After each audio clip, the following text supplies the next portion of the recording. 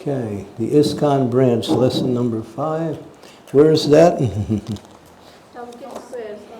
In Thompson Square Park. In the early days, Prabhupada's surrounded by some of the curious onlookers. They come, Prabhupada's speaking, but they're also, he would also have kirtan with one little drum.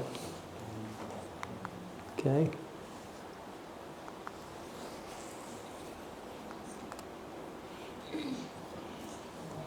Statue of Mahatma Gandhi. Okay, someone read. The Gita Nagari will properly utilize the huge resources of Mahatma Gandhi Memorial Fund.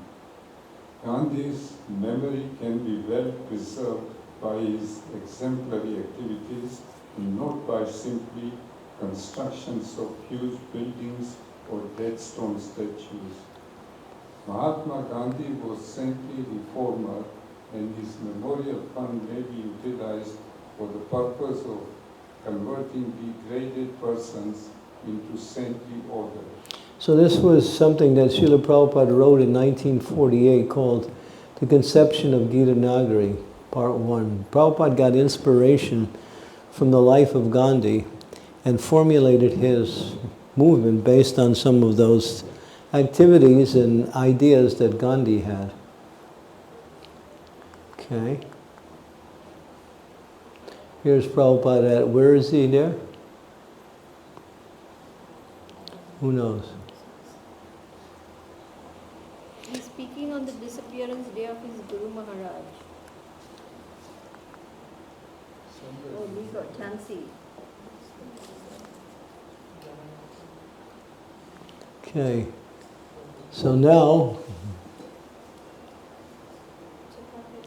this is Prabhupada writing the perspective of his attempt to preach in India.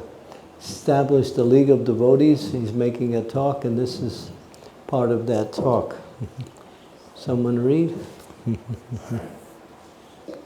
To propagate spiritual knowledge systematically for checking the imbalance of life, to the whole race of India and the world over, with a view to educate the people in general in the techniques of spiritual life as the basis for balanced psychic and biological developments of the human race, and thereby achieve real unity and peace for the contending elements of the present world. Prabhupada had a real complete vision on how to propagate spirituality, including all other aspects that would be also supported by spirituality, such as certain psychic and biological characteristics of the human race.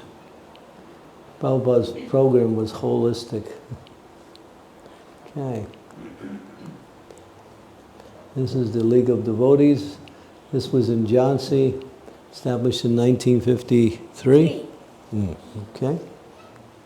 Wanted candidates from any nationality to qualify themselves as real Brahmins for preaching the teachings of Bhagavad Gita for all practical purposes throughout the whole world. Deserving candidates will be provided with free boarding and lodging. Apply, A.C. Bhaktivedanta founder and secretary of the League of Devotees. So Prabhupada's attempt to bring in others to build his mission. So he was offering, free boarding, lodging. We want real Brahmins. Standard was high, but still he was willing to give a place for them to stay. And this is the site of the League of Devotees. Okay?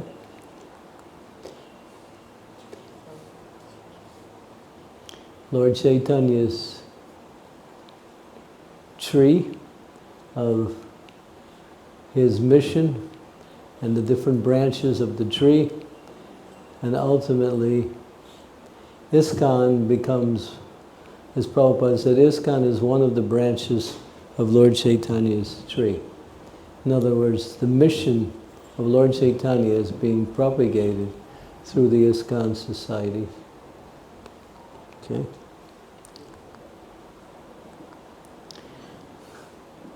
Where's this? Butler, Pennsylvania. Oh, New York. Okay. Someone? To systematically propagate spiritual knowledge to society at large, and to educate all people in techniques of spiritual life in order to check the imbalance of value in life and to achieve real unity and peace in the world. ISKCON's first purpose. So Prabhupada put down 7 principles. This was the first one, which is a general statement which includes all aspects of spirituality and what he wanted to do. Prabhupada kind of astounded his new followers at that time. Here's this elderly, sadhu coming from India. He doesn't have any money. He's got, he's a very nice person. And now he's talking about preaching all over the world. And all they had was a little storefront which they had to struggle to keep up the rent. Well, that was the first. So, okay. Back on this Gita Nagari concept, which is very interesting to understand, because Prabhupada took 4 things from Mahatma Gandhi. One was that Gandhi, wherever he was, he would always take time to offer his daily prayers, although he was busy with politics. Another thing about Gandhi was when he would travel also, he would visit the local temples. Another point that Prabhupada liked about Gandhi, but Prabhupada adjusted it in connection with what it actually should mean. And that was the Harijan movement, which Gandhi started. The Harijan movement was to take people from the Chamars and the Bungis, the lower classes, those below the Varnashram system, and to automatically give them equal status within society. But Prabhupada liked the idea of uplifting the people to a higher state, but he said it requires education. And it requires training, not just rubber stamping, which was what Gandhi wanted to do. So Prabhupada made that a point to educate and give classes in Bhagavad Gita, Srimad Bhagavatam, write books, and teach as much as he could the science of bhakti and the philosophy and to his people that were coming, and then that would qualify them to become actually members of the society, which is called initiation, like that. So 1974, Prabhupada had Tamal Krishna write what he was dictating. He said, I want to establish a system of education in our society where devotees are completely not averse, but aware of, understanding of the scriptures that we are preaching from. And that was Nectar Devotion, Bhagavad Gita, Sri Upanishads, Nectar of Instructions. So that was Bhakti, Bhakti Shastra. And then he made 4 stages of spiritual education. Bhakti Shastra, Bhakti Vaibhava, Bhakti Vedanta, and then Bhakti Sarvabhauma. And that was a letter, and that was signed by Prabhupada after he dictated it, and was authored by Tamal Krishna. And he made that an edict for the whole society. That we should educate each and every devotee in the complete science of these shastras. Prabhupada wanted everyone to know the philosophy, and also, as he said, also be able to speak the philosophy at any given time. So it wasn't until the 1990s, I think, that we actually started to move in that direction. That was at least 20 years after Prabhupada left.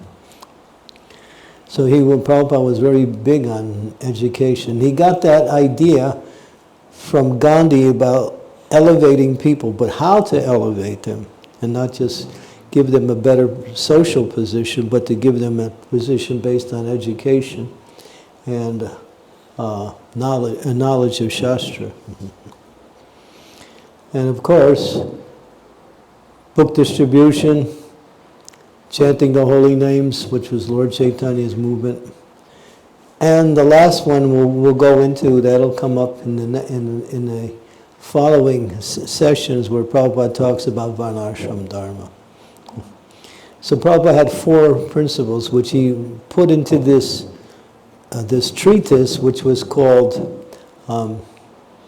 Gitanagari, the Gitanagari concept. And he wrote it and he gave it to the the President of India at that time. He gave him a copy and said, this is what I'm trying to teach. He wanted some endorsement. He didn't get the endorsement, but the person accepted and read what he had written. Okay, so we can go on here. Holy names, holy books, which is what we were just talking about. Huh? Yeah. So Gurumaj, Nice and loud. Gurumaj, we saw that Prabhupada really followed Mahatma Gandhi a lot, but I've heard many of his lectures in which he has some different opinions about Mahatma Gandhi as well. You can take, I don't know if this applies, but if someone has some intelligence, and even though their character may not be good or there's some disagreement, still, why not take what they're offering that can be used? The general thing is, it doesn't apply to Gandhi, but the idea is taking gold from a filthy place, marrying a lady from an obscure family, although she's qualified, but coming from a family that is not. So the idea is, yes. Yeah, okay. When Srila Prabhupada was in the hospital in 1967 after his stroke, he was in the bed, and outside the room was the doctor. He was a drunkard, Prabhupada said, and he was talking to Brahmananda, and the doctor said that your guru, he prays too much and he needs to exercise more. And Prabhupada took that advice and began his morning walk, which he did every day for the rest of his life. So good advice can come from anywhere. It doesn't matter the source. Yeah, good point. I think he said, and Prabhupada also began his massages that time. Yeah. And he said, my morning walk and my massages gave me 10 more years. Yeah. Because, everyone who was there at that time, Prabhupada's health was quite frail. Mm-hmm. Yeah. Nice point, thank you. So he was just basically taking the concepts from him? So yeah, I mean, that's the point is being made. Yeah. But he understood that you can't kick out the British by nonviolence. Prabhupada took issue with that. And he said it was Subhas Chandra Bose who organized the Indian National Army. And he organized it in such a way, he made a pact with the Germans that any of the Indian soldiers that were captured by the Germans would be given back to him, and he would use it to fight against the British. And because he was so good, he was actually a classmate of Srila Prabhupada, he was successful, and Prabhupada said he was the one that made the difference. They kicked out the British. They were already moving out because they were losing their foothold on people, and that. But still, it was Subhas Chandra Bose who organized the Indian National Army. So it wasn't Gandhi. But Gandhi helped, but it would have never gotten any farther. It wouldn't have never succeeded in kicking out the British rule. Okay. Is that all right? Convinced? Okay. Thank you. Holy books. I asked this because there are a lot of other decisions made by Mahatma Gandhi which are still being suffered by India. So I was just wondering, Prabhupada was really in favor of Gandhi. He called him his friend, but actually he was just taking his concepts. But if you listen to Prabhupada's lectures, he takes issue with Gandhi. Yes. But he also gives him credit for certain things. So, yeah. Yeah. I really like the point because when he talks about Harijan, I see the need that, yes, you can change the Harijans, but here the education is required. Yeah. That's what Prabhupada was. That's what he wrote in the Gita Nagari concept. So these are the two principles that he took from Gandhi. Gandhi would always use his prayers wherever he was, and also Gandhi would take time to read the Gita, even though he was busy with politics. And then Prabhupada established, of course, the Back to Godhead actually came into a formal magazine, and these are some of the early editions of Back to Godhead. And it's still going today. Okay. Okay, here we are. Now we're in the West. At least, yeah. So where is this one? San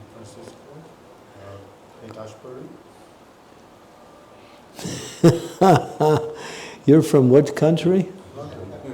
London. Oh, Berry Park, so it's my Berry Place. It's Berry Place. Yeah. That's Berry Place in London. And here we have... So actually, when you look at the two pictures... Oops, go back. This preceded this. The second one is in San Francisco. Yeah. This is in San Francisco, which came prior to establishing Jagannath in London. Yeah. You wanted to say something? I was going to say San Francisco. There's a little story. No, they were carved by Shyama Right. Prabhu. And he was carving, so one day Prabhupada was walking through the room and Shyama Sundar had a pack of cigarettes on top of Lord Jagannath. So of course he was very embarrassed, and Prabhupada just said, every day just smoke one less cigarette and then you'll be finished. And that's what he did. Yeah. Prabhupada was very understanding of the attachments of the Western. So if he told them, give up your attachments, just like we heard yesterday, he didn't introduce the rules and regulations until people asked. Because he was talking about rules and regulations, but he never gave them. Then when someone asked, he said, oh, I was waiting. Now since you asked, and then he wrote that no illicit sex, no intoxication, no meeting, no gambling. And he posted that. But he wasn't forcing anyone, but he was waiting for them to really show interest. And yes. When you force people, sometimes they do it, but they do it begrudgingly. I have a question, if you don't mind. You know about not forcing rules and regulations on people? I think I did that with my mom. So Did it work? I did. It took time, but you know, like in the kitchen, when we're cooking for the deities, I would say, I would say like don't use the eating spoon to cook for Krishna, and should get annoyed with me. But I kept saying it, and I think she listens to Bhagavatam class every day. She's initiated now, right? No. Not yet. So she's slowly getting into it, but I think she used to get annoyed with me, and my dad still gets annoyed with me, and my sister still gets annoyed with me. Well, you guys are divided, right? Some are for Krishna and some are for tradition. She has a big family. Some are initiated and some are being encouraged to get initiated, or at least come up to the standard anyway. Yeah, well, you did the right thing. At least that's what I would say anyway. It relates to the Four regulative principles. So what's the origin of it? We know it relates to the 4 legs of Dharma, but is there another origin? Prabhupada in one lecture, it was on Christmas Day, 1973, I can't remember, it was in some village. Prabhupada was preaching in some village on that day. And he quotes these 4 regulative principles, and he mentions where they came from. And that's the only indication I ever had, and I can't remember. But in summary, he would say that these 4 regulative principles contain the embodiment of all sinful activities. So one who follows these are pretty much have given up all sinful activity. Yeah. These 4 really are much broader than, sometimes we call them 4 principles of knowledge, and sometimes we call them 4 principles of freedom. Because they allow one to make progress in spiritual life. As long as one is still engaged in any kind of sinful activities, their progress in devotional service is like trying to build a fire and throwing water on it at the same time. Yeah. That means no progress. Okay, anyone else? Okay. So here, this is the educational part that he got from Gandhi about the Harijan. So Prabhupada said, yes, we're raising people up, we're giving them statuses of actually becoming devotees of the Lord through the process of education and following, principles of proper conduct. So Prabhupada took that also from Gandhi, but he turned it into the process of initiation. You have to remember, Prabhupada was dealing with people who didn't know anything. That's the way the Western culture was. They had no idea. They thought people from India just fly on carpets or disappear in one place and reappear in another place. When we didn't know anything about India, all we knew was that everybody's hungry and everybody's poor. And there's some people flying on carpets. And maybe there's a few other things we knew, but we didn't know. The propaganda that we got from the news agencies was always something that, quite undefinable. And so, yeah. So Prabhupada had to really start things from scratch. And when he did it in such a way as to give us an understanding of the importance of it also. Okay. Sanatana Goswami says, as bell metal can turn to gold when mixed with mercury in a chemical process, so by the bona fide diksha or initiation method, anyone can become a Vaishnava. One should take initiation from a bona fide spiritual master, coming in a disciplic succession. So that's in Bhagavatam. Yeah, so this process of initiation ultimately, it's also called Upanaya Samskar. That refers to Brahminical initiation, which is the complete initiation. Okay. The material advancement of the Western countries and the spiritual assets of India should combine for the elevation of all human society. Srimad Bhagavatam purport. Prabhupada said, the blind man and the lame man. The lame man is the culture of India, and the blind man is the West. So the lame man can't walk and the blind man can't see. So you take the lame man and you put it on the back of the blind man, and he can show the direction, and the blind man can follow the lame man's direction. So both are moving. So Prabhupada said, Indian culture, spirituality, Western resources. That was his mission, to spread Krishna consciousness with these two things. Yeah, spiritual assets of India and the material advancement of the West. Prabhupada said, you know, when Westerners come to India, they shouldn't be forced to live in these little huts with mosquitoes.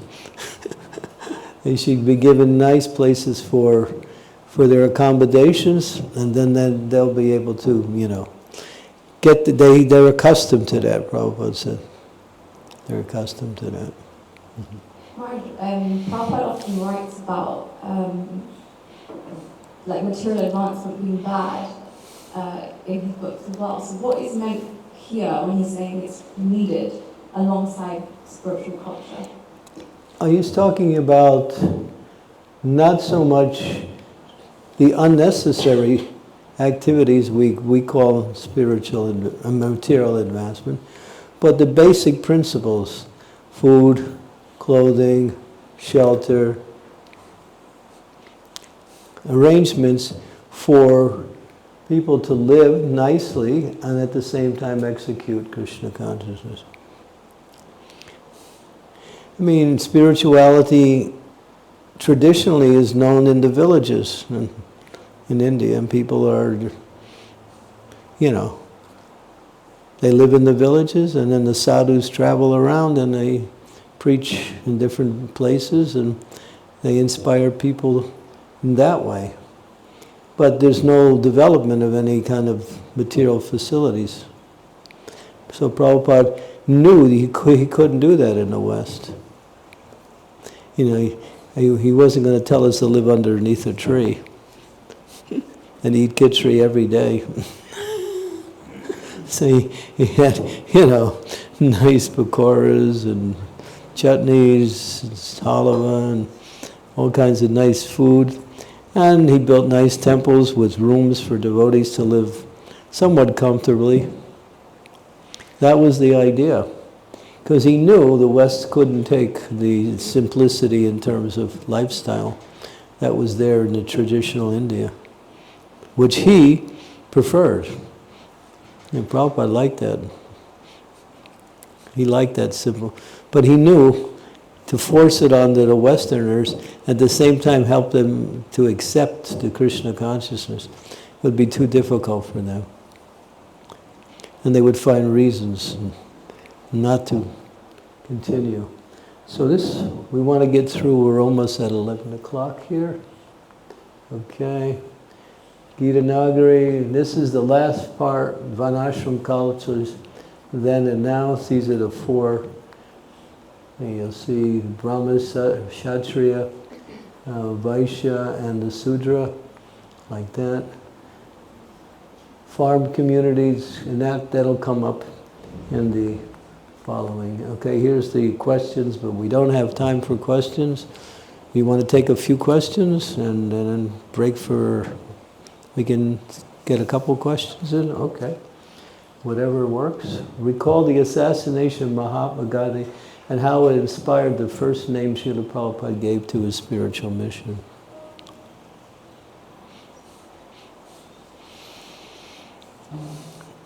I'm going to sit down now.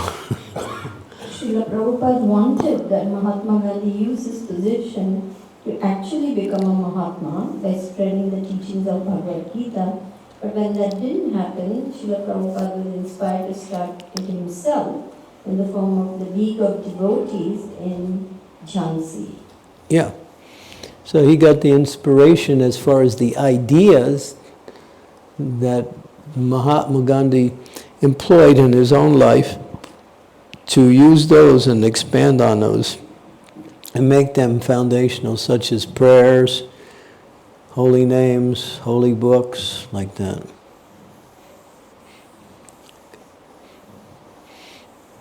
Okay? Mm-hmm. Recall how Prabhupada tried to expand his mission in Jhansi.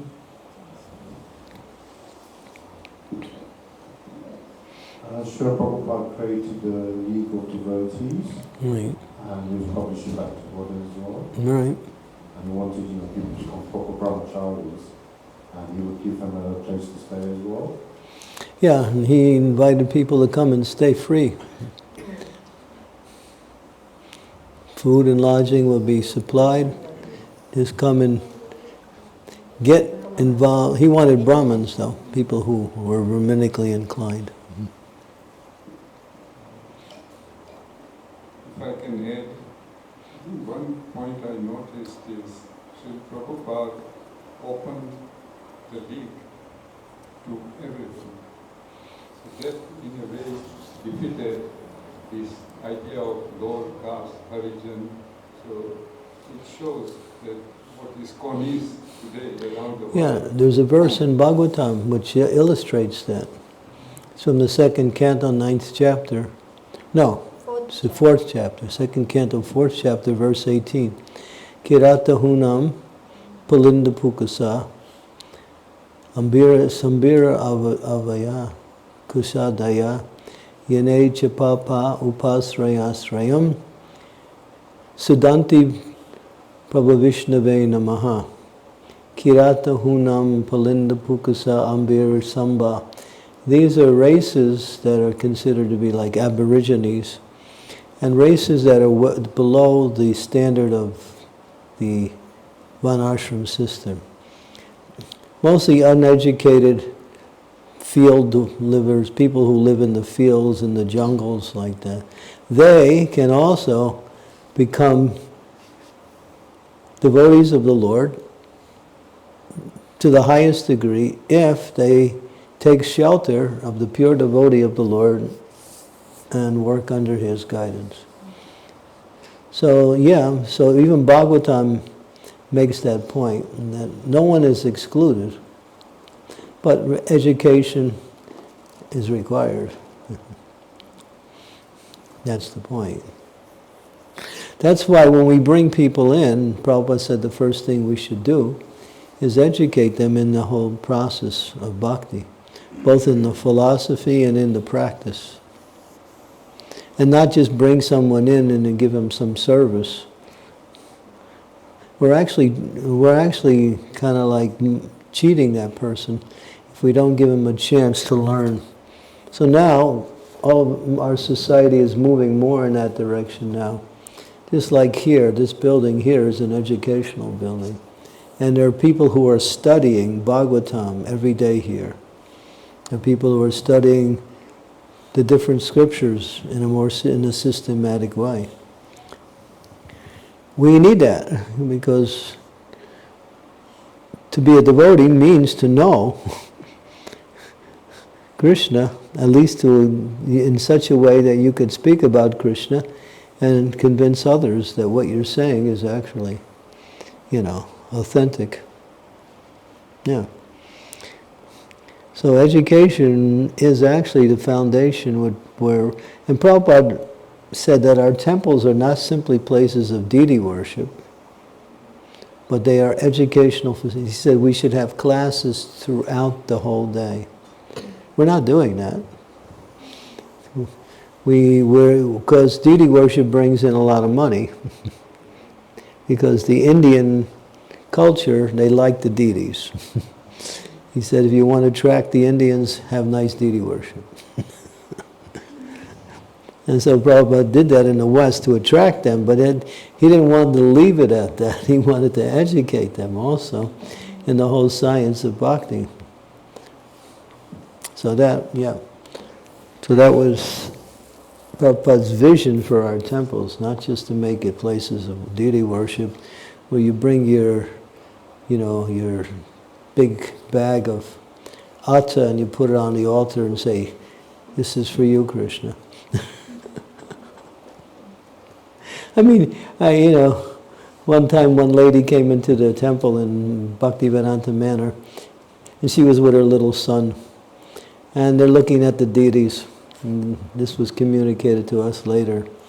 And her son pointed to Gaur-Nitai, where Gaur-Nitai is in the middle between Sitaram, Lakshman, Hanuman, and Radha Gokulananda. And the boy said, "Who is that?" And she said, "Oh, that's Love and Kush."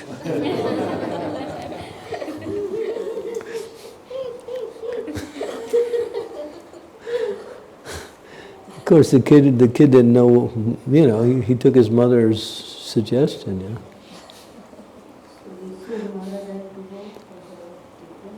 Yeah, we're finished anyway. So we want to give devotees enough time. We can dispense with the last few questions and let everybody take a break, and then come back at 11:30. Okay. Thank you. Srila Prabhupada ki jai.